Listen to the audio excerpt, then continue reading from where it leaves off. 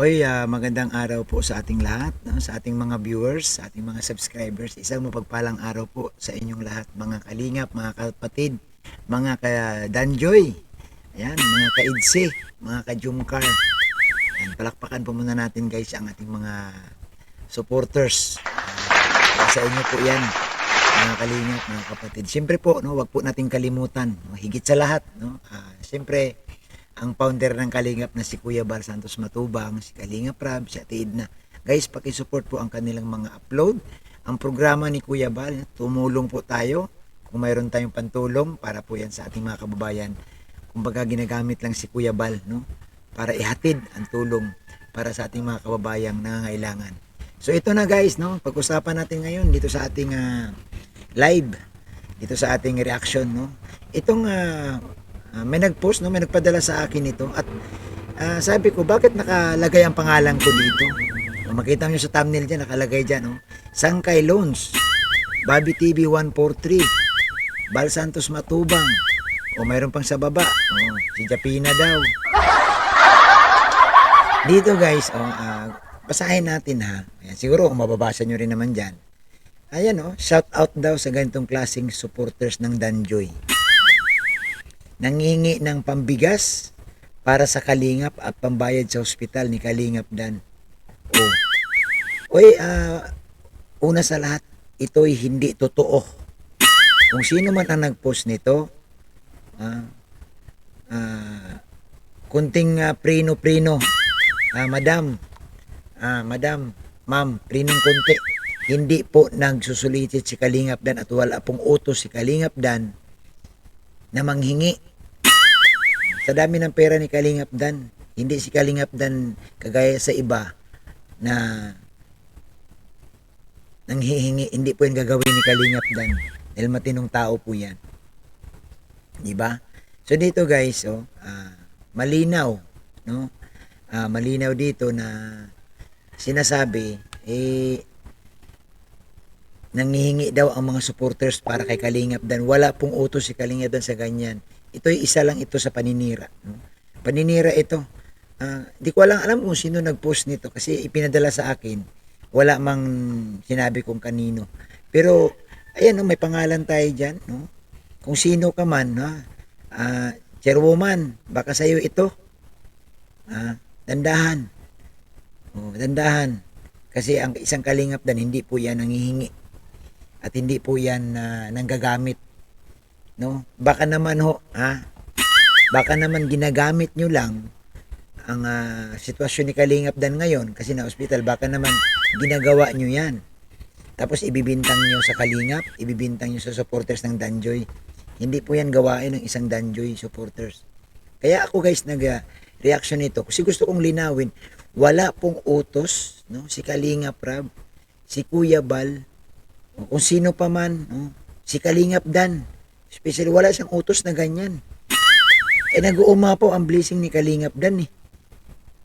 Hindi po ba? Nag-uuma po ang blessing yan tapos sasabihin mo ang mga supporter ng Danjoy nanghihingi para kay Kalingap Dan. Hindi po yan gagawin ng isang Kalingap Dan. Kung alam nyo lang. Kaya wag nyo na pong ito, no? Ito para sa kaalaman ng lahat. Wala pong katotohanan ito at ito po'y ginagamit, no, ang pangyari kay Kalingap Dan para babatikusin si Kalingap Dan, no guys, babatikusin at siyempre sisiraan. Sisiraan. Katulad na lang nung sinasabi diyan ni Reyes Bonilla. Ayan Reyes Bonilla Mars. Naku, si Dan nang hihinayang. Saan?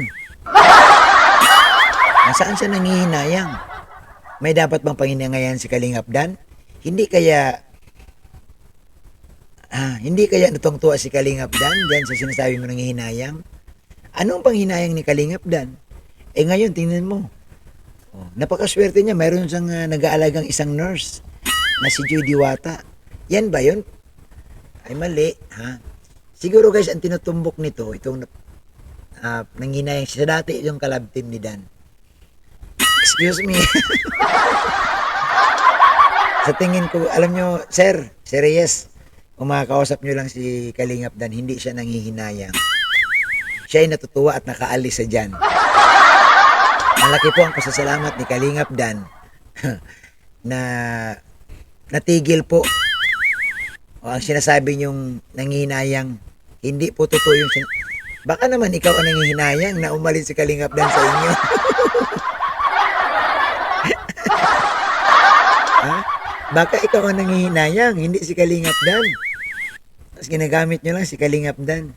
Hanggang sa ngayon ba, hindi kayo makaka-move on? Hanggang sa ngayon, hindi nyo maunawaan, hindi nyo maintindihan.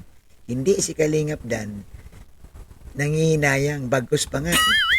Matagal na nga, sinasabi ni Kalingap Dan na tama na. Matagal na siyang gustong tumalon. So, hindi po nanghihinayang si Kalingap Dan.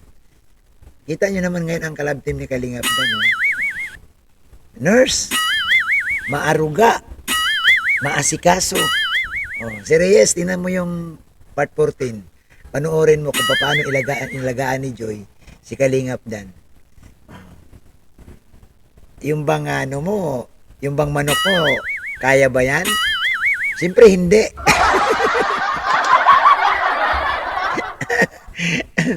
Oh, di ba? Kahit na ganyan lang si Joy Diwata, pero pagdating po sa pag-aaruga, pagdating po sa pag-asikaso, nako, 100%, no?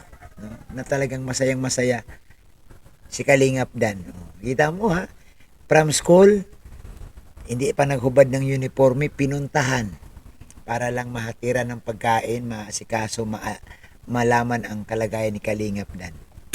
Kaya, ano kayo? Ha?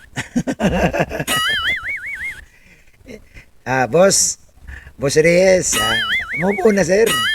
Oo, sumuporta ka na lang sa Danjoy.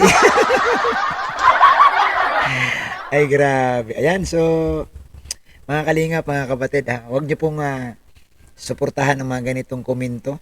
Kung may makita kayong ganito, guys, i-report nyo kung sino ang nag-post. Hanggat alam niyo na sinisiraan po ang Kalingap, sinisiraan si Kalingap Dan, sinisiraan si Kuya Bal, si Kalingap Rab, i-report nyo na po. I-report nyo na. Kasi itong mga post na ganito, wala ito. Kumbaga ano lang to, nagpapapansin. Kasi wala na wala na siyang views. Kung totoo man, may nagbulong sa akin galing dito kay Chairwoman. Post daw ito ni Chairwoman. Kasi yung katagang sa baba, sabi niya, ha, tinunto talaga ito. Ano ito salitang Ilonggo ito. So baka naman ito kay Chairwoman ito. Chairwoman, next time naman nilagay mo pa yung pangalan ko dyan. Anong gusto mong palabasin? Ako, may karapatan akong pag-usapan to dahil Kalinga partners ako. Ang tanong, ikaw, ano ka? Di ba independent ka? So dapat, wag mong gamitin ang Kalingap. No? Ito lang guys ang pakiusap ko. Huwag nyo na pong panoorin guys itong mga ganito nagkukuntin sa Kalingap na hindi naman sila totoong Kalingap. Isipin nyo, kumikita sila, nagkakapera sila, sumasahod sila. No? Sa kanilang mga YouTube, sa kanilang mga content, pero ni singkong duling, wala silang iniabot sa Kalingap. Saan ka makakanap ng ganito? Anong klaseng tao na ganito ka? Pagpaalam na, wala Okay man lang sana kung, Kuya Bal, makikontent ako Kuya Bal, okay lang po. Wala nga ganun. Basta content lang kasi independent daw sila. Andoon na tayo, independent ka nga. Walang kumukontra doon, independent ka Pero ang tanong, yung ano lang ba, yung delikadisa na tinatawag ba na, kumbaga para bang nakikisilong ka sa bahay, nakikisilong ka sa bahay ng iba, sana man lang kita paano, magpunas-punas ka din, magwalis-walis ka din, tulong-tulong din minsan, dahil nga nakikisilong ka Sa madaling sabi, ang pinapakain mo sa channel mo, content mo Kalingap. Ibig sabihin, naubusog ang channel mo sa Kalingap. Pero, ano nangyari? So guys, huwag niyo pong panoorin, pakiusap lang natin, huwag niyo na pong ito, pagsabihan ninyo. Pero kung ang tao talaga pag hindi talaga nakikinig, naku wala na tayong magagawa dyan. Mapuputulan tayo ng litid sa liig kung at anong dakdak natin kung dos por dos na talaga ang laging daladala. No? Pinangangatawanan pa. So, siguro tayo, hindi tayo magsawang magpaalala, magpuna. No? Pinapaalala natin na, kalingap yan eh. O, nung araw, sinasabotahe mo ang kalingap. Nung araw, winawasiwas mo ang kalingap. Lahat na lang, minangasama ang kalingap. Pero ngayon, kinukontent ang produkto ng kalingap. So, salamat po sa inyong lahat guys. Muli po, ingat po tayo, no? Lalo na sa panahon ngayon. Bawat isa sa atin, mag-ingat po. At sana guys, suportahan natin ang Danjoy, Idsi at saka Jumcar. Suportahan natin itong mga product po ng Kalingap. Itong malika ni Kalingap. Ito ang ating suportahan. Siyempre po, ang mga vlog din ni Kuya Bal, isingit natin yan guys, no? Pag may free wifi kayo, samahan natin ang mga pabahay ni Kuya Bal. Dalawin niyo po natin kasi ang laki pong tulong niyan, yung pagpanood kay Kuya Bal. Sobrang laking tulong po niyan. Muli, isang mapagpalang araw at isang mapayapang hapon sa Pilipinas. God bless po mga Kalingap.